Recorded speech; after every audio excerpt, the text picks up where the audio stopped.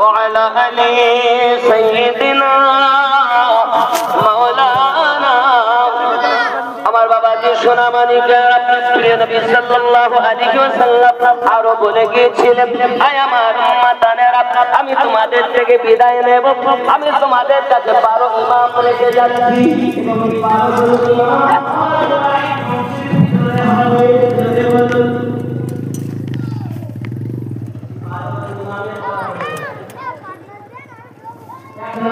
ইমামের নাম হযরত আলী রাদিয়াল্লাহু তাআলা, 2 নম্বর ইমাম ইমাম হাসান পাক, 3 নম্বর ইমাম ইমাম হুসাইন পাক, 4 নম্বর ইমাম ইমাম জয়নুল আবেদিন পাক, 5 নম্বর ইমাম ইমাম মুহাম্মদ পাক, 6 নম্বর ইমাম ইমাম জাফর সাদিক পাক, 7 নম্বর ইমাম ইমাম আলী রাজা পাক, আপনার কিনা 8 নম্বর ইমাম ইমাম মুহাম্মদ কাসিম পাক, ইমাম সাফিয়ানি, ইমাম নাফিয়ানি।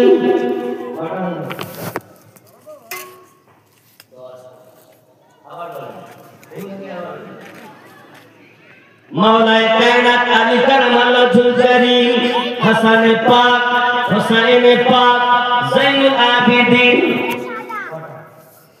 ইমাম বাকর, ইমাম জাফর সাদিক, ইমাম আলী রাজা, ইমাম মুহাম্মদ কাসিম, ইমাম তাকিয়ানি, ইমাম নাকিয়ানি, ইমাম হাসান আশকারি, ইমাম মেহদি আলাইহিস সালাম রিদওয়ানুল্লাহি তাআলা আলাইহিম আজমাইন। যদি বলুন সুবহানাল্লাহ।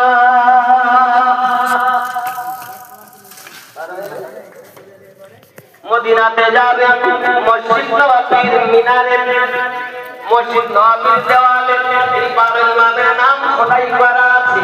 আপনি আজমিরে যাবেন, খাজা মাইনুদ্দিন চিশতি রাদিয়াল্লাহু তাআলা আনহু মালা আকাশে উম্মুল নাম পাক লেখা রয়েছে।